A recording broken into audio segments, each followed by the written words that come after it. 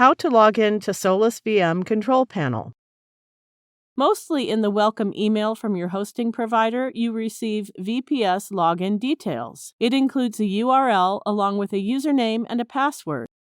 Open the URL in your internet browser and enter the username and the password to log in.